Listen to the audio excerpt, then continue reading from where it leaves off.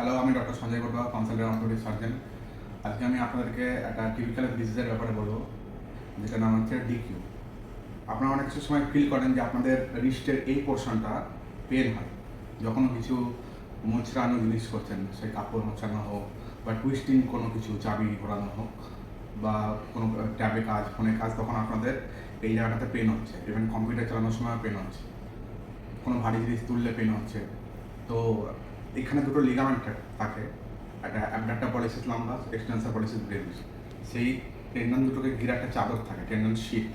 অনেক সময় বিভিন্ন রোগের কারণে সেই শীটটা মোটা হয়ে গিয়ে টেন্ডন দুটোকে চেপে ধরে দেয়, তখন এই টেন্ডন দুটোতে পেন হয়, টেন্ডিনাইটিস হয়, টেনোসাইনোভাইটিস হয়। এবার কী কী কারণে হতে পারে এগুলো?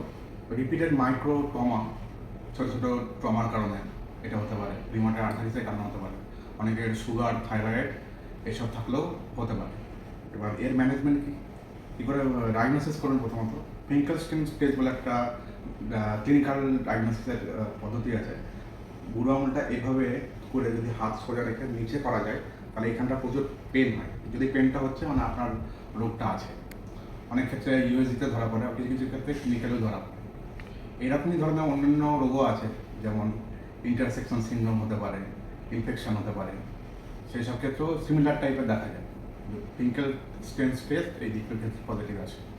ম্যানেজমেন্ট কি? ম্যানেজমেন্ট আমরা প্রথমত ইউএসটি, আইএফটি টেস্ট দিয়ে অনেক সময় চেষ্টা করি, পাশাপাশি মেডিসিন চলে, ব্যথার ওষুধ, এনসেট, তারপরে লোকাল যেসব অয়েন্টমেন্ট, পেনের অয়েন্টমেন্টগুলো হয় সেগুলো লাগানো যেতে পারে, গরম জলে শেক নেওয়া যেতে পারে, রিস্ট ব্যান্ডার ইউজ করা যেতে পারে।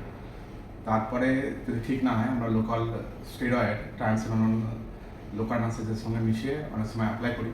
তারপর যদি ঠিক না হয়, তো আমরা শীতটা মানে যে চাদরটা আটকে রেখেছে ওটা রিলিজ করে দিই। তো আপনাদেরকে একটা ভিডিও ফটো দেখাবো অপারেশনে, যেটাতে ওইটা করা।